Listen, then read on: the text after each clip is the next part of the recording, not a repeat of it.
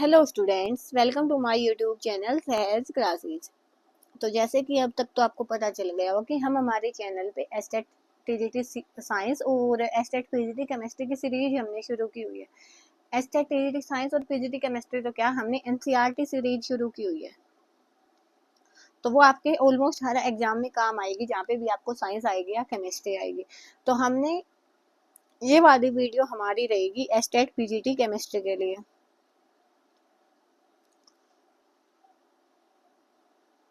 ठीक है, estate PGT chemistry के लिए एक यूनिट हम इसकी पहले पढ़ के आ चुके हैं, जो कि हमारी यूनिट थी some basic concept of chemistry.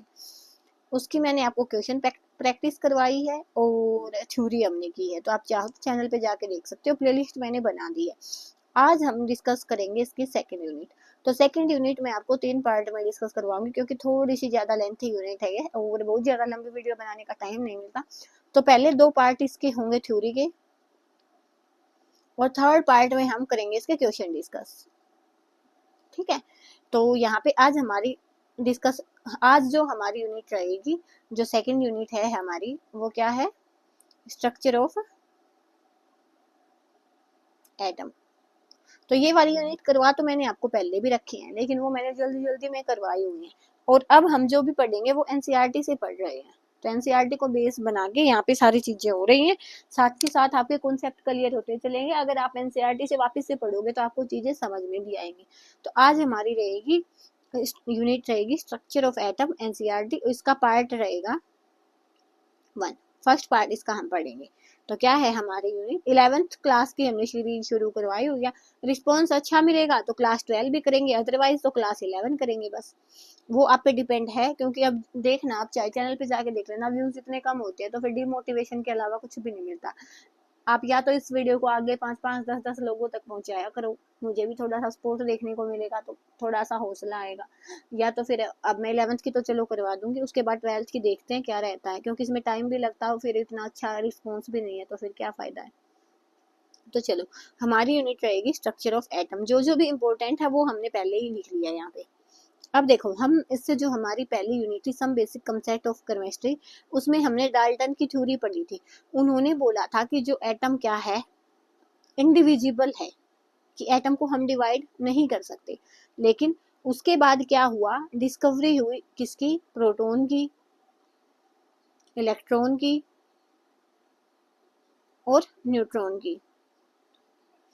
इनकी जैसे ही डिस्कवरी हुई, तो फिर ये तो वो बात हो गई ना कि डाल्टन ने बोला कि एटम इंडिविजिबल है, लेकिन एटम के अंदर तो ये भी है, इसका मतलब एटम डिविजिबल है। तो यहाँ से क्या हुआ कि जो डाल्टन की थ्योरी है वो फेल हो गई। तो उसके बाद हम पढ़ेंगे इसमें क्या क्या पढ़ना है हमें। पहले मैं एक बार आपको थोड़ा सा ओवरव्यू दे देती हूँ। पहले हम पढ़ेंगे जो हमारे इलेक्ट्रॉन है, प्रोटॉन, न्यूट्रॉन, इनकी डिस्कवरियां पढ़ेंगे छोटी छोटी, हल्की हल्की। उसके बाद हम पढ़ेंगे model of atom. Model of atom है जो है, जो थॉमसन मॉडल ऑफ एटम है। उसके बाद रदरफोर्ड का आएगा, उसके बाद आएगा बोहर वाला मॉडल आएगा। उसके बाद हमारे पास यहाँ पे क्या है? पार्टिकल नेचर है वेव का, और उसका इलेक्ट्रोमैग्नेटिक रेडिएशन का पार्टिकल नेचर है, और क्या है? वेव नेचर है। ठीक है, तो यहाँ पे हम लाइट का पार्टिकल नेचर या वेव नेचर है, वो वाली चीज यहाँ पे पढ़ेंगे। ठीक है, तो इस वीडियो में हम इतना कवर करेंगे। उसके बाद जो हमारे एसपीडीएफ ऑर्बिटल वाले बचेंगे, एनर्जी लेवल बचेगा, जो पोली एक्सक्लूजन प्रिंसिपल वाले पार्ट बचेंगे वो लास्ट में हम देखेंगे, सेकंड पार्ट में हम देखेंगे। तो यहाँ पे हम फर्स्ट पार्ट अपना डिस्कस करेंगे एनसीईआरटी से। तो क्या है, देखो, the atomic theory of matter was proposed on a first scientist बेटे जॉन डाल्टन ने, पहले जैसे हम पढ़ के आए हैं डाल्टन एटॉमिक थ्योरी। तो डाल्टन एटॉमिक थ्योरी ने क्या क्या एक्सप्लेन किया था? Law of conservation of mass, law of constant composition, law of multiple proportion. इन सब चीजों को तो डाल्टन थ्योरी ने अच्छे से एक्सप्लेन किया था, but it failed the explain the result of many experiment. For example, it was known that substances like glass or ebonite when rubbed with silk and fur get electrically charged। तो इन्होंने बोला था कि atom indivisible है, कि उसको divide नहीं कर सकते। पहली बात तो ये। दूसरी बात इन्होंने क्या बोली कि जब भी हम, आपको देखा हुआ है जैसे हम स्केल होता है, जब हमारे बालों में रगड़ते हैं और उसको नीचे जो धूल मिट्टी होती है ना, एक बार जो अच्छे से रगड़ के उस स्केल को नीचे धूल मिट्टी में देखेंगे तो जो छोटे छोटे पार्टिकल्स उस पर चिपक जाएंगे। तो ये वाली चीज भी यहाँ पे ये नहीं बता गया, कि इसने नहीं बताया कि जो ऐसे जैसे हम ग्लास को सिल्क के क्लॉथ पे रब करेंगे, तो इस चीज को बताने में भी ये सक्सेसफुल नहीं रहा कि यहाँ पे पॉजिटिव नेगेटिव चार्ज हैं वो डेवलप क्यों हो रहे हैं। तो ये भी इसकी क्या थी, एक लिमिटेशन थी। उसके बाद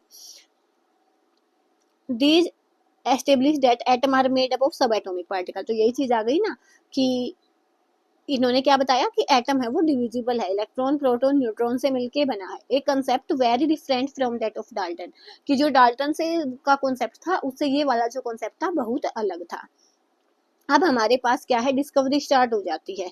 तो यहाँ पे क्या है, पढ़ लेते हैं इसको। An insight into structure of atom was obtained from the experiment and electrical discharge through gases, अलग अलग गैसेज से इलेक्ट्रिकल डिस्चार्ज करके देखा और वहां पे क्या पता चला हमें। Before we discuss result we need to keep in mind basic rule regarding the behaviour of charge particle, कि पहले हम आगे जाए ना उससे पहले हम क्या चीज देखेंगे कि लाइक चार्जेज हैं वो आपको रिपेल करेंगे एक दूसरे को, और अनलाइक चार्जेज हैं वो अट्रैक्ट करेंगे। तो यहाँ से हम देखेंगे कि जो डिस्कवरी ऑफ इलेक्ट्रॉन है वो कैसे हुई थी।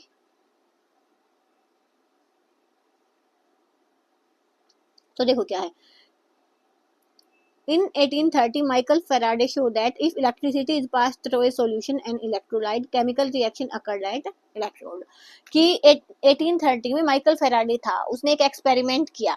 उसने क्या किया देखो, यहाँ से मैं समझाती हूँ आपको, एक बार मैं वापस समझाती हूँ यार, एक साइड में क्या किया उसने। उसने एक ली ट्यूब, सिलेंड्रिकल ट्यूब है वो, ग्लास की बनी हुई ट्यूब उसने ली। तो उसने क्या किया, एक साइड हमारे पास कैथोड लिया, कैथोड इसके अंदर है, ये मैंने बाहर निकाल दिया, इसको हटाओ। एक साइड क्या लिया उसने, कैथोड लिया, और एक साइड एनोड लिया, ठीक है। और इसमें क्या की उसने, गैस फिल की। गैस क्या थी, गैस का क्या था, लो तो प्रेशर था और हाई वोल्टेज थी।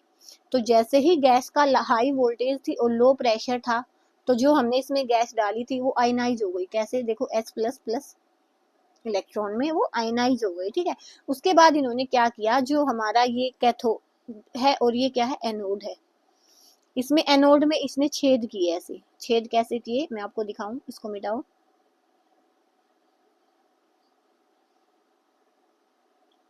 एक मिनट।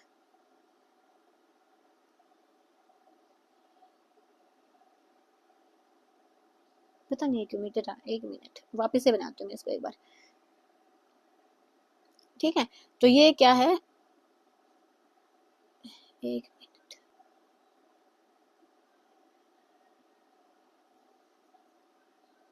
मिट ही नहीं रहा ये, चलो ठीक है। ये मीठा नहीं, तो मैं इसको ब्लैक कलर से करती हूँ, तो आप ये मान लेना कि यहाँ पे क्या इसमें होल है। ऐसे करके इसने एनोड में छेद किए, जैसे ऐसे, ये एनोड है और इसमें ऐसे छेद किए इसने। उसके बाद क्या होगा, उसने क्या लगाई, एक स्क्रीन लगाई इसके पीछे, एनोड के पीछे। अब यहाँ पे कैथोड हमारा क्या होता है, नेगेटिवली चार्ज, और एनोड क्या होता है, पॉजिटिवली चार्ज। तो जब उसने गैस को रखा लो प्रेशर पे, हाई वोल्टेज पे, तो क्या हुआ, जो ये हमने जेडन की स्क्रीन लगाई है इसमें क्या दिखी, चमक दिखी। अब वो चमक क्यों दिखी, तो उसने अंदाजा लगाया कि कोई पार्टिकल है वो यहाँ पे बोम्बार्ड हो रहे हैं। और हमें पता है कि एनोड पॉजिटिवली चार्ज है, तो मतलब यहाँ पे इस साइड में पॉजिटिव चार्ज तो आने से रहा, क्योंकि लाइक चार्जेस तो एक दूसरे को रिपेल करेंगे। तो मतलब क्या हुआ कि कुछ ना कुछ नेगेटिव चार्ज है वो यहाँ पे आ रहा है। तो ऐसे उन्होंने क्या बोला कि एक कैथोड रे है वो यहाँ से आ रही है, जो एनोड से होके जब जाएगी और जो हमारी स्क्रीन हमने लगाई है उस पे, जिंक सल्फाइड की हमने स्क्रीन लगाई है उस पे टकराएगी, तो उसमें चमक उत्पन्न होगी। तो ये ऐसे उन्होंने एक्सपेरिमेंट करके बताया, किसको डिस्कवर किया, इलेक्ट्रॉन को बताया, इलेक्ट्रॉन की जो ये कैथोड रे है उसके बारे में बताया। अब यहाँ पे देखो, हम कौन सी भी गैस ले लें लेकिन जो हमारे ये इलेक्ट्रॉन रहेंगे ना वो तो सेम रहेंगे। तो ये वाला जो प्रोसेस होता है हमारा क्या होता है, गैस इंडिपेंडेंट होता है, क्योंकि इलेक्ट्रॉन तो चाहे कौन सी भी गैस का ले लो, जैसे मैं यहाँ पे ले लूं, हीलियम ले लूं, तो यहाँ पे आए हीलियम प्लस प्लस इलेक्ट्रॉन ले लो, तो यहाँ पे भी तो इलेक्ट्रॉन तो सेम ही है, तो ये गैस की क्या होगा, इंडिपेंडेंट होगा। तो समझ आया, इन्होंने क्या किया, गैस को रखा, लो प्रेशर पे रखा, हाई वोल्टेज पे रखा, तो एकदम से क्या किया, गैस है वो आयनाइज हो गई, आयनाइज हो गई। तो यहाँ पे क्या दिखा, जब एनोड को परफोरेट किया गया और जेडएनएस की स्क्रीन लगाई गई, तो वहां से इलेक्ट्रॉन के जाने से जो स्क्रीन है हमारी उसमें चमक दिखाई दी। तो क्या पता लगाया गया कि कोई ना कोई नेगेटिवली चार्ज स्पीसीज है जिसकी वजह से जो एनोड की साइड आ रही है और जो जिंक सल्फाइड की स्क्रीन है उसमें क्या है, चमक आ रही है। तो देखो क्या किया उन्होंने क्या किया, in mid 1850 many scientists mainly Faraday began to study electrical discharge in partially evacuated tubes known as cathode ray discharge tube। तो इस रे को क्या बोला उन्होंने, कैथोड रे, इनको बोला कैथोड से आ रही है, और इस पूरे जो सिस्टम है हमारा इसको क्या बोला, cathode ray discharge tube. A cathode ray tube is made up of glass containing two thin pieces of metal called electrode। दो इसमें हमने इलेक्ट्रोड लिए हैं, देखो यहाँ से दो हमने इसमें क्या लिए हैं, इलेक्ट्रोड लिए हैं, एक कैथोड लिया, एक एनोड लिया, और एनोड में क्या दिखाए गए हैं, छोटे छोटे छेद दिखाए गए हैं, और उसके बाद यहाँ पे हमने फ्लोरोसेंट स्क्रीन लगाई है जिसपे आपको शाइनिंग दिखेगी। यहाँ पे जो गैसेस ली है वो कैसे ली हैं, लो प्रेशर और हाई वोल्टेज पे ली है। The pressure of different gases could be adjusted by evacuation of glass tube. तो इसको हम प्रेशर को एडजस्ट कर सकते हैं। When sufficiently high voltage is applied across the electrode current start flowing through a stream of particles. कि जब हमने हाई वोल्टेज अप्लाई की ना तो क्या हुआ, जो करंट है वो स्टार्ट करंट फ्लो होना शुरू हो गया है, और क्या देखा गया कि जो पार्टिकल्स है वो नेगेटिव इलेक्ट्रोड कैथोड से लेके पॉजिटिव इलेक्ट्रोड तक जा रहे थे, तो इसीलिए इनको क्या बोला गया, कैथोड रे बोला गया। उसके बाद क्या चेक किया गया, further checked by making a hole in the anode. जो मैंने बताया ना वो सही वही चीजें हैं, बस एनोड में होल किया गया। उसके बाद उसके पीछे क्या लगाई गई, एक फोस्फोरेंस स्क्रीन बनाई गई जिंक सल्फाइड की। वहन these raise after passing through anode, की एनोड में से पास होने के बाद यहाँ पे ये टकराई तो क्या है, यहाँ पे एक ब्राइट स्पॉट हमें वहां पे दिखा है। तो यही चीज यहाँ पे बताई गई, तो इसी को क्या बोला गया, यहाँ पे देखो ये फ्लोरोसेंट स्क्रीन लगाई गई है, कैथोड से एनोड की साइड है जो रे जाती हुई, ये माना गया कि रे आ रही है, उसकी वजह से ये क्या हो, स्पेस पोर्ट बन रहे हैं। तो ऐसे डिस्कवरी हुई हमारी किसकी, कैथोड रेज की, इलेक्ट्रॉन की। तो समझ आ गया होगा आपको। The cathode ray start moving from cathode to move toward anode. तो कैथोड से एनोड की साइड है वो मूव होना स्टार्ट हो गई थी, वो विजिबल नहीं थी, जो हमारी स्क्रीन है उस पर स्पॉट बना, तो उससे अंदाजा लगाया गया कि यहाँ पे क्या है, इलेक्ट्रॉन मूवमेंट हो रही है। These rays themselves are not visible, but their behavior can be observed with the help of certain kind of material. Fluorescent ले लो या phosphorescent ले लो, which glow when hit by them। वो क्या करेगा, ग्लो करेगा जैसे ही उस पे ये जो पार्टिकल्स हैं वो आएंगे। ठीक है, जो हम टेलीविजन में देखते हैं ना, टेलीविजन जो पिक्चर ट्यूब्स हैं वो भी किसकी बनी होती है, कैथोड रे ट्यूब्स की बनी होती है, जिसमें क्या होता है, कुछ ना कुछ फ्लोरेसेंट या फोस्फोरेसेंट मटेरियल होता है।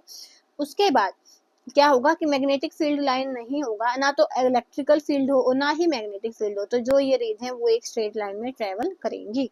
उसके बाद in the presence of electric or magnetic field the behavior of cathode rays are similar to that expected from negatively charged particle।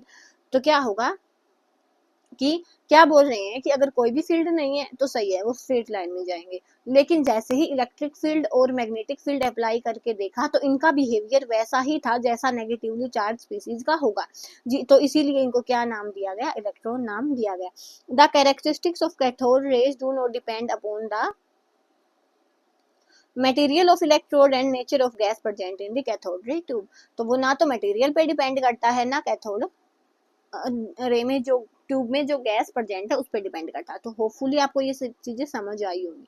उसके बाद सेकंड है हमारे पास क्या, charge to mass ratio of electron. देखो पहले क्या था, ना तो किसी को इसका इलेक्ट्रॉन का चार्ज पता था ना मास पता था, लेकिन अब क्या है, चार्ज को हम ई से दिखाते हैं, एम से दिखाते हैं। अब हमें सबको पता है कि इसका मास चार्ज कितना होता है, 1.6 10 की पावर -19, और मास कितना होता है 9.1 10 की पावर -31 किलोग्राम। तो ये सबको पता है अब, है ना। तो E by m charge to mass ratio हम सिंपली निकाल सकते हैं, लेकिन पहले तो नहीं पता था। तो पहले क्या किया गया, ये था जो पहले इलेक्ट्रॉन पे चार्ज पता था, ठीक है, और E बाई एम का रेशियो निकाला गया, तो वहां से क्या निकाला गया, फिर मास निकाला गया। E बाई एम के रेशियो से क्या निकाला गया, मास निकाला गया। कैसे, इलेक्ट्रॉन को E बाई एम से रेशियो से डिवाइड करके, तो इलेक्ट्रॉन से इलेक्ट्रॉन कैंसिल, मास ऊपर गया। तो ऐसे मास निकालने के लिए पहले क्या निकाला गया, E बाई एम रेशियो। अगर कोई हमसे अब चार्ज बाई मास रेशियो पूछेगा तो हम सीधा निकाल देंगे, ऊपर चार्ज रखेंगे नीचे मास रखेंगे। लेकिन ये बात थी पहले की, जब जो चार्ज और मास है, जो मास का है नहीं पता था। तो देखो क्या है, J.J. Thomson measured the ratio of electrical charge to mass of electron by using cathode tube and applying electric and magnetic field perpendicular to each other as well as path of electron। तो देखो क्या बोल रहा है ये, यहाँ पे दिया गया ये, उन्होंने क्या किया, एक्सपेरिमेंट किया, ये हमारी कैथोड रे ट्यूब जा रही है कि जब ऊपर इलेक्ट्रिक फील्ड अप्लाइड है, नीचे मैग्नेटिक फील्ड अप्लाइड है, कि जब अकेला इलेक्ट्रिक फील्ड अप्लाई किया गया तो जो कैथोड रे है ना वो सीधी नहीं गई, सीधी जाने की बजाय क्या हुआ, ए पे डेविएट हो गई जब इलेक्ट्रिक फील्ड अप्लाई हुआ। उसके बाद जब मैग्नेटिक फील्ड अप्लाई हुआ तो भी वो सीधी नहीं गई, वो क्या हुआ, सी पे डेविएट हो गई। जब कोई भी इलेक्ट्रिक फील्ड नहीं था तो वो सीधी गई है। तो यही चीज यहाँ पे बताई गई है कि when only electric field is applied the electron deviates from their path and hit the cathode ray tube at point A, कि जब अकेला इलेक्ट्रिक फील्ड था तो ये A पे हिट किया इन्होंने, जब क्या हुआ, when only magnetic field is applied electron strikes the cathode ray tube at point C, तो उन्होंने क्या किया, पॉइंट C पे अटैक किया। ये चीज मैंने आपको बताई है। By balancing the electrical and magnetic field strength, it is impossible to bring back the electron to the path which is followed in the, क्या बोल रहे हैं कि अगर हम इलेक्ट्रिक और मैग्नेटिक फील्ड को बैलेंस कर दे, दोनों को बैलेंस कर दे, एक साथ लगा दे, तो वापस से जिस पाथ पे ये बी पे जा रही थी ना, तो वैसे उसी पाथ पे ले जाना क्या है, पॉसिबल है। थॉमसन ने क्या बोला कि जो भी ये डेविएशन हो रहा है वो किस पे डिपेंड करेगा। अब देखो डिफ्लेक्शन हो रहा है, डिफ्लेक्शन किसकी वजह से हो रहा है, चार्जेस की वजह से। तो जितना ज्यादा चार्ज होगा उतना ज्यादा क्या होगा, डिफ्लेक्शन होगा। उसके बाद डिफ्लेक्ट होने के लिए एक बात बताओ, एक तो छोटी चीज है, छोटे मास की चीज डिफ्लेक्ट होगी, एक बड़े मास की चीज डिफ्लेक्ट होगी। तो छोटे मास की अच्छे से डिफ्लेक्ट हो जाएगी और इसका जो मास है वो क्या होना चाहिए, स्मॉल मास है, वो क्या करेगा, ज्यादा डिफ्लेक्शन दिखाएगा। तो यही चीज यहाँ पे बताई है।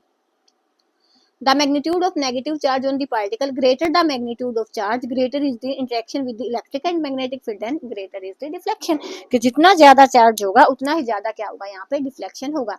The mass of the particle, lighter the particle, greater the deflection, कि जितना लाइट पार्टिकल होगा उतना ज्यादा क्या होगा, डिफ्लेक्शन होगा। तो यहाँ से हमें क्या पता चला कि जब इलेक्ट्रिक फील्ड अप्लाई करेंगे तो ए पे जाएगा, मैग्नेटिक फील्ड अप्लाई करेंगे तो सी पे जाएगा, जब दोनों फील्ड अप्लाई नहीं होंगे तो बी पे जाएगा, दोनों फील्ड बैलेंस होंगे तो भी बी पे जाएगा। और ये डिफ्लेक्शन किस पे डिपेंड करेगा, चार्ज पे डिपेंड करेगा, और स्मॉल पे इस पे उसका जो पार्टिकल है उसकी डेंसिटी पे डिपेंड करेगा, ये मान लो मास पे डिपेंड करेगा। जितना हल्का होगा उतना ज्यादा क्या होगा, डिफ्लेक्शन होगा।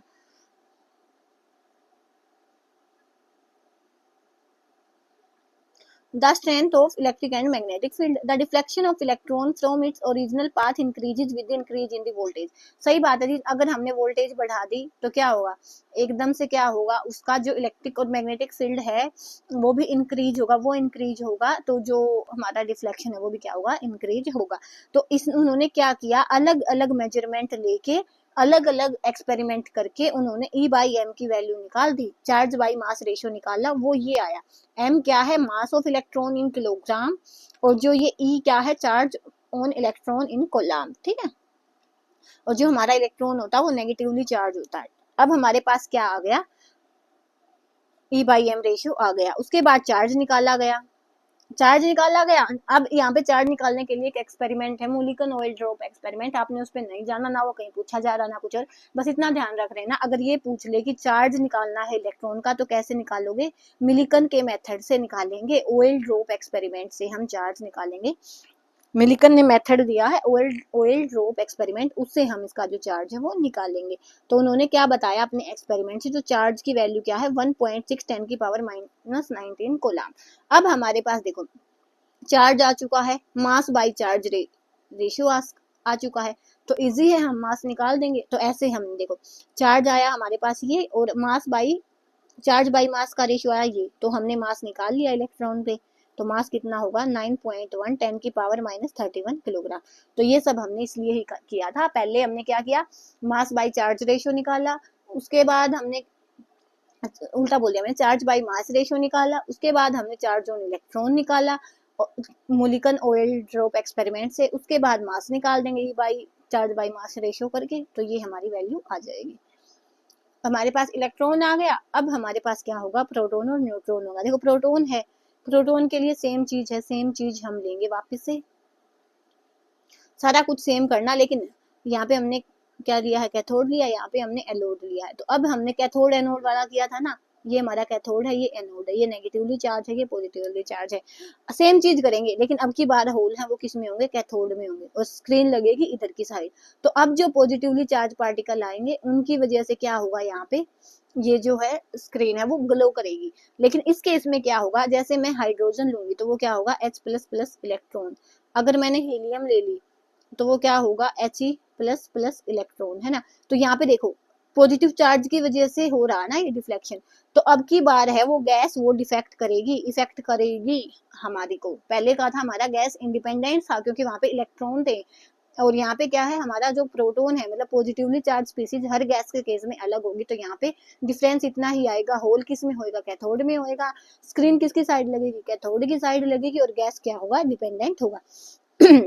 ये मैंने आपको बता दिया कि गैस डिपेंडेंट है वो क्यों होगा। क्या है, cathode ray tube led to discovery of canal rays. उनको क्या बोला गया था, कैथोड से निकल रही थी तो कैथोड रेज, और इनको क्या बोला गया, canal raise. Unlike cathode rays, mass of positively charge species depend upon the nature of gas. यहाँ पे क्या होगा, कैथोड रेज में तो ऐसा नहीं था, मास पे डिपेंड था, लेकिन यहाँ पे क्या होगा, मास पे डिपेंड होगा, क्योंकि पॉजिटिवली चार्ज स्पीसीज हर गैस के केस में अलग होगी। The charge to mass ratio of the particle depend on the gas, gas पे डिपेंड होगा। The behavior of these particle in the magnetic or electric field is opposite to the observe. सही बात है, electron negative species है, ये proton आएगा वो positive species है, तो ये क्या करेंगे, एक दूसरे से जो इनका बिहेवियर होगा वो भी अलग करेगा। अब आपने कमेंट सेक्शन में बताना इलेक्ट्रॉन की डिस्कवरी, प्रोटॉन की डिस्कवरी और न्यूट्रॉन की डिस्कवरी किस किसने की है। 9th क्लास से हम पढ़ते आ रहे हैं, ये कमेंट में आप लोग मुझे बताओगे। तो देखो आगे, the smallest and lightest positive ion was obtained from hydrogen. तो सबसे जो छोटा आयन है वो हमें किससे मिला, प्रोटॉन मिला, हाइड्रोजन से हमें मिला। उसके बाद है हमने देख लिया इलेक्ट्रॉन की डिस्कवरी, प्रोटॉन की देख ली, अब हम देखेंगे न्यूट्रॉन की। तो न्यूट्रॉन की डिस्कवरी कैसे हुई कि जो हमारे पास बेरिलियम है उस पे हम अल्फा पार्टिकल कोइंसाइड करवाएंगे, तो वहां से आपको एक कार्बन मिलेगा और साथ में आपको न्यूट्रॉन है वो मिलेगा। कैसे मिलेगा, देखो बेरिलियम क्या होता है, 2 और 5 हाइड्रो, देखो पता नहीं कहाँ दिमाग जा रहा है, क्या होता है, हाइड्रोजन, हीलियम, लिथियम और बेरिलियम। तो 4 होता है इसका एटॉमिक नंबर और 9 होता है इसका मास। तो इस पे हम क्या करेंगे, हीलियम का न्यूक्लियस है वो बोम्बार्ड करेंगे, तो हमें क्या मिलेगा, ये है आपका न्यूक्लियर केमिस्ट्री का पोर्शन, कार्बन मिलेगा और साथ में एक न्यूट्रॉन मिलेगा। कैसे पता चला, मास दोनों साइड है वो इक्वल होना चाहिए। देखो 9 और 4 13, 12 और 1 13, 4 और 2 6, ये 6। ऐसा नहीं है कि हमने क्या लिया, बेरिलियम लिया और उस पे अल्फा पार्टिकल भगा भगा के मारे, ऐसा नहीं है कुछ। उन्होंने क्या है, सिंपल ये जो एक्सपेरिमेंट है ये स्पेशल जगह पे होता है, ऐसा भी नहीं है कि आप केमिकली लैब में, जो केमिकल्स की लैब होती है उसमें इसको करवा पाओ, ये न्यूक्लियर केमिस्ट्री में आता है। तो इन्होंने क्या किया, एक न्यूट्रल पार्टिकल बाद में किसने डिस्कस किया है, चैडविक ने। तो प्रोटॉन की डिस्कवरी तो यहाँ भी आ गई, अब आपने बस 2 ही बताना, इस न्यूट्रॉन की तो यहाँ पे भी आ गई, आपने बतानी है प्रोटॉन की और इलेक्ट्रॉन की डिस्कवरी। इन्होंने क्या किया, बेरिलियम के न्यूक्लियस, बेरिलियम की एक थिन शीट ली और उस पे अल्फा पार्टिकल्स की बॉम्बार्डमेंट करवाई। तो वहां से उन्होंने क्या किया, कोई न्यूट्रल पार्टिकल मिले, मास जिनका क्या होगा, प्रोटॉन के मास से थोड़ा सा ज्यादा होगा। क्या है, प्रोटॉन के मास से ज्यादा, थोड़ा सा ज्यादा होगा, किसका मास, न्यूट्रॉन का मास थोड़ा सा ज्यादा होगा। तो ये चीज भी आपने याद रखनी है, चाहे बिल्कुल पॉइंट में ही हो लेकिन न्यूट्रॉन का मास है वो प्रोटॉन से ज्यादा होगा। उनको क्या नाम दिया गया, न्यूट्रॉन का नाम दिया गया। उसके बाद आए एटॉमिक मॉडल्स। तो क्या जरूरत पड़ी हमें एटॉमिक मॉडल्स की, to account the stability of atom, atom की स्टेबिलिटी बताने के लिए, to compare the behaviour of element in terms of both physical and chemical properties, उनकी जो फिजिकल और केमिकल प्रॉपर्टी बताएंगे एटम्स के, इलेक्ट्रॉन कैसे होते हैं, कैसे उनमें स्टेबिलिटी होती है। तो इसलिए हमने क्या किया, यहाँ पे अलग अलग मॉडल्स बनाए हैं। Formation of different kind of molecule by the combination of different atoms, कि अलग अलग जो मॉलिक्यूल्स कैसे बन रहे हैं एटम के कंबाइन होने से। To understand the origin nature of electromagnetic radiation absorb और एमिटेड बाय एटम, जो भी इलेक्ट्रोमैग्नेटिक रेडिएशन है उनके नेचर का पता लगाने के लिए। ठीक है, तो ये सारी चीजों को डिस्कस करने के लिए अलग अलग हम मॉडल ऑफ एटम पढ़ेंगे। तो इस टेबल में आपने क्या क्या याद रखना है, इलेक्ट्रॉन का सिंबल E है, प्रोटॉन का P है, न्यूट्रॉन का N है, चार्ज ये है, इस पे ये, न्यूट्रॉन पे हमारा कोई चार्ज नहीं होता है। ठीक है, उसके बाद मास देखो, ये 10⁻⁻31 है, तो इलेक्ट्रॉन का मास तो सबसे छोटा है। उसके बाद प्रोटॉन और न्यूट्रॉन में देखो, यहाँ पे क्या है 0.674 और ये है 0.672, तो इसलिए न्यूट्रॉन का मास हल्का सा ज्यादा होता है, तो ये चीज आपने याद रखनी है। उसके बाद क्या है हमारा थॉमसन मॉडल ऑफ एटम। तो थॉमसन मॉडल तो हम 9th क्लास से पढ़ते आ रहे हैं। हमारे पास क्या है, वाटरमेलन है और उसमें क्या है, काले काले बीज हैं। तो थॉमसन ने क्या बोला था कि जो रेड पार्ट है वो क्या है, पॉजिटिव चार्ज है, और जो हमारे ब्लैक वाले पार्ट है वो क्या है, इलेक्ट्रॉन इसमें एम्बेडेड है, इसमें इलेक्ट्रॉन धसे हुए हैं, ये वाली चीज बोली थी। ठीक है, इसी में इसमें क्या है, रेजिन पटिंग भी आएगा। इसने एग्जाम्पल दिए हैं, प्लम पटिंग का दिया है। तो इन्होंने क्या बोला, जे थॉमसन ने एक एटम का स्फेरिकल शेप का वो दिया जिसकी रेडियस क्या होगी 10⁻⁻10 मीटर, याद रखना आपने, ठीक है, 10⁻⁻10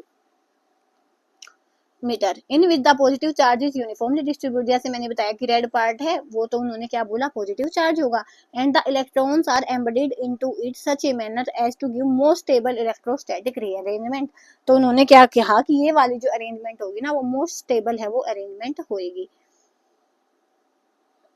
तो इन्होंने क्या किया, जैसे जो प्लम पडिंग है उसका एग्जांपल लिया, या पडिंग का ले लो, वाटरमेलन का ले लो, जो पॉजिटिव चार्ज है वो तो किसके साथ होगा, जैसे प्लम हो गया, जैसे हम हलवा बनाते हैं ना उसमें किशमिश डाल दें, तो जो हलवा हो गया वो हमारा क्या हो गया, पॉजिटिव चार्ज, और जो उसमें किशमिश डाले हैं वो क्या हो गए, इलेक्ट्रॉन हो गए। तो mass of atom is assumed to be uniformly distributed over the atom. तो मास को क्या माना गया कि पूरे एटम में वो फैला हुआ है।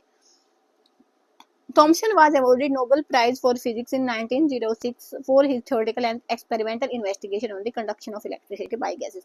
तो याद रखो, तो रख लेना कि कंडक्शन ऑफ गैसेस के लिए इसको मिला था, बाकी कोई जरूरत नहीं है। तो ये थॉमसन ऑफ मेडल तो हम बहुत पहले से पढ़ते आ रहे हैं। उसके बाद आया क्या, रदरफोर्ड मॉडल ऑफ एटम। अब ये इसकी कमियां दूर करेगा, एक मॉडल आएगा वो फेल होगा, फिर दूसरा मॉडल आएगा उसके बाद वो हो जाएगा, ऐसे करके चलता रहेगा। उसके बाद एक छोटा सा टॉपिक है, ये मैंने इसको हाईलाइट किया हुआ क्योंकि पूछ लेते हैं कई बार। रेडियो एक्टिविटी की खोज किसने की थी, मैरी क्यूरी ने की थी, पहली बात। दूसरी बात, उन्होंने क्या किया कि कुछ जो एलिमेंट ऐसे होते हैं वो अपने आप से ही रेडिएशन है वो एमिट करते हैं, उन एलिमेंट को हम क्या बोलेंगे, रेडियो एक्टिव एलिमेंट। तो अगर आपसे कोई पूछ रहे रेडियो एक्टिव एलिमेंट क्या होंगे, वो एलिमेंट जो अपने आप से रेडिएशन को एमिट करेंगे उनको हम क्या बोलेंगे, रेडियो एक्टिव बोलेंगे। और ये रेडियो एक्टिविटी का जो फॉर्मूला है रेडियो एक्टिव जो एलिमेंट है वो किसने दिए थे, हेनरी बेक्वेरेल ने दिए थे। अगर आपको पूछे कि ये कॉन्सेप्ट किसने दिया गया है तो आप मैरी क्यूरी भी ऑप्शन में हो तो लगाना, ठीक है। उसके बाद क्या बोला कि इस कॉन्सेप्ट को हम क्या बोलेंगे, रेडियो एक्टिव एलिमेंट। जो एलिमेंट है वो तो रेडियो एक्टिव एलिमेंट हो जाएंगे, और जो पूरा कॉन्सेप्ट है वो हो जाएगा रेडियो एक्टिविटी। जब भी रेडियो एक्टिविटी की बात आई ना तो सबसे फेमस जो पर्सन है वो मैरी क्यूरी ही है। उसके बाद 3 टाइप की रेज हमने पढ़ी है, अल्फा, बीटा और गामा। अल्फा है हीलियम के न्यूक्लियस से हम क्या करें, 2 इलेक्ट्रॉन निकाल दें, ठीक है, तो उसको हम क्या बोलेंगे, अल्फा पार्टिकल्स बोलेंगे, हीलियम 2+, ठीक है, 2 इलेक्ट्रॉन हम निकाल दें। उसके बाद बीटा पार्टिकल क्या हो जाएगा, इसमें क्या होगा, -1 माइनस स्पीसीज होती है ये, ठीक है, इसमें क्या होगा, एटॉमिक नंबर है वो 1 से डिक्रीज हो जाएगा और मास पे कोई डिफरेंस नहीं होता। और गामा तो एक रेडिएशन होती है, तो गामा से कोई भी ना तो चार्ज पे डिफरेंस होता ना मास पे होता। Alpha rays consist of high energy particle carrying 2 unit positive charge, इसमें क्या होता है 2 यूनिट पॉजिटिव चार्ज होता है और 4 यूनिट एटॉमिक मास होता। He concluded that alpha particles of helium nuclei as alpha particle. तो हीलियम की न्यूक्लियाई को इन्होंने क्या बोला, अल्फा पार्टिकल। बीटा रेज क्या है, नेगेटिवली चार्ज स्पीसीज है। अल्फा रेज क्या है, हाई एनर्जी रेडिएशंस हैं, इन पे ना मास से डिफरेंस होगा ना इस पे एटॉमिक नंबर पे। As regard penetrating power, alpha particle are least followed by beta and gamma। अगर आपसे ऑर्डर पूछ ले penetrating power का तो क्या हो जाएगा, gamma, then beta, then alpha. तो बस ये इतनी सी चीज एनसीईआरटी में गिवन थी और इम्पोर्टेंट थी तो मैंने आपको बता दी। अब थॉमसन मेडल हो गया हमारा फेल, क्योंकि उन्होंने बोला कि पॉजिटिव चार्ज फैला है। तो रदरफोर्ड आया, उन्होंने बोला नहीं, जो चार्ज है वो फैला नहीं है, वो क्या है, अलग अलग कंडीशन पे इन्होंने बताया। तो इसने क्या किया, इसने क्या किया, मैं एक बार यहाँ बताती हूँ फिर जल्दी जल्दी हो जाएगा। इसने क्या किया, एक अल्फा पार्टिकल, ऐसा कुछ भी मटेरियल जो अल्फा पार्टिकल का सोर्स हो, जो अल्फा पार्टिकल्स देगा, वो यहाँ पे रखा। उसके बाद इसने लगाया एक लेड की शीट और उसमें किया होल कि जो ये अल्फा पार्टिकल है वो वैसे भी स्ट्रेट लाइन में जाते हैं, लेकिन एक स्ट्रेट लाइन में जाएं और कुछ ही पार्टिकल जाए, मतलब ज्यादा पार्टिकल्स का प्रेशर ना हो, तो एक होल बनाए। तो यहाँ से हमारे अल्फा पार्टिकल्स हैं वो गए। तो जब अल्फा पार्टिकल गए तो उसके बाद इन्होंने लगाई क्या, गोल्ड फॉइल, और उसके पीछे लगाई स्क्रीन। क्या क्या देखा इन्होंने, तो इन्होंने क्या देखा, जैसे ही अल्फा पार्टिकल हैं वो गोल्ड फॉइल में से पास होंगे, तो इन्होंने तीन चीजें देखी इन्होंने। सबसे पहली क्या थी कि कुछ पार्टिकल ऐसे थे जो है ना डिफ्लेक्ट हो गए, ऐसे करके। सबसे पहले डिफ्लेक्ट वाला तो बाद में करेंगे। तो कुछ अल्फा, ऐसे थी ना स्क्रीन, ये थी हमारी गोल्ड फॉइल। तो कुछ अल्फा पार्टिकल्स क्या थे, स्ट्रेट लाइन पे पास हो गई, मतलब पास हो गए गोल्ड फॉइल से, स्ट्रेट लाइन में नहीं, पास हो गए थ्रू गोल्ड फॉइल। ये हमारी गोल्ड फॉइल है, तो क्या हो गए, पास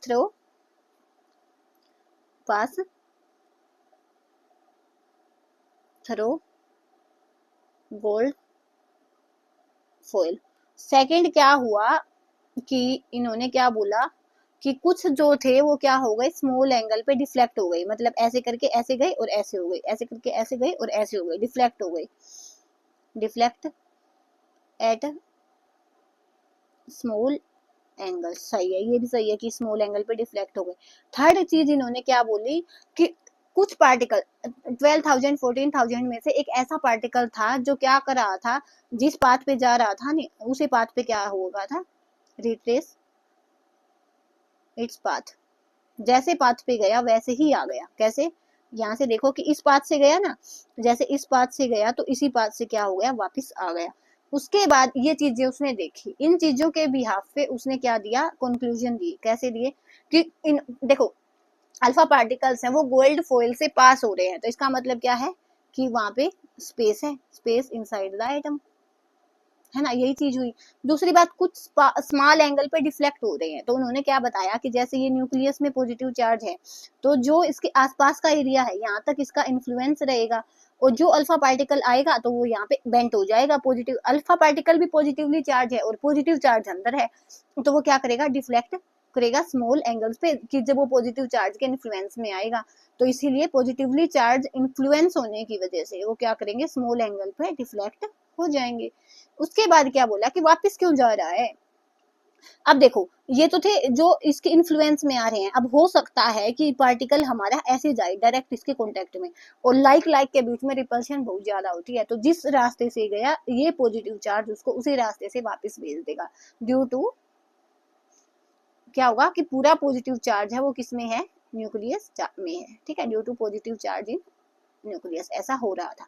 तो समझ आया, एक्सपेरिमेंट किया गोल्ड फॉइल से, उसने अल्फा पार्टिकल्स को निकाला, तो कुछ पार्टिकल पास हो गए, तो इसका मतलब स्पेस होगा। कुछ डिफ्लेक्ट में हो गए स्मॉल एंगल पे, तो मतलब क्या, पॉजिटिव चार्ज के इन्फ्लुएंस में रहे होंगे। एक उसी पाथ से आ गया, तो मतलब क्या कि जो टोटल पॉजिटिव चार्ज है वो कहाँ पे, न्यूक्लियस में है। तो यही चीज यहाँ पे बताई, देखो ये बता रखा, कुछ है पास हो गए, कुछ स्मॉल एंगल पे डिफ्लेक्ट हो गए, और एक है वो वापस चला गया। सेम चीज यहाँ पे बताई है कि डिफ्लेक्ट हो गए और ये हो गया। देखो ये कंक्लूजन है, most of alpha particle pass through the gold foil undeflected. कुछ तो क्या, मोस्ट ऑफ क्या हो गए, गोल्ड फॉइल से पास हो गए, ठीक है। A small fraction of alpha particle was deflected by small angle. जो पॉजिटिव चार्ज को इन्फ्लुएंस में आ गई वो क्या हो गए, स्मॉल एंगल पे डिफ्लेक्ट हो गई।